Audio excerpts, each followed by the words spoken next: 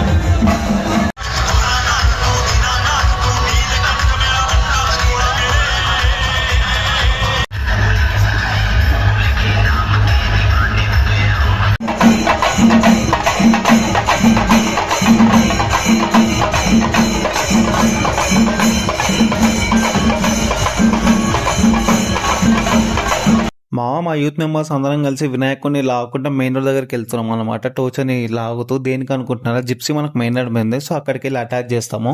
మన వినాయకుడు అయితే మనకి కాపర రివర్లో నిమజ్జనం అవుతుంది ఫైనల్లీ మనమైతే కాపర చెరువుకి అయితే రీచ్ అయిపోయాం అనమాట.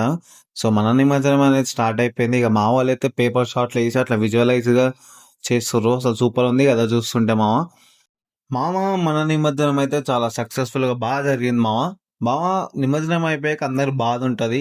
బట్ నిమజ్జనం అనేది ఒక బాయ్ కాదు మామ. It's a promise. ఏంటంటే మనం గణేష్కి చేసిన ప్రామిస్ ఈ ఇయర్ కంటే వచ్చే ఇంకా గ్రాండ్గా చేస్తామనేది ఉంటుంది అనమాట. అది మావ సంగతి. ఉంటా మరి. బాయ్ మామాస్.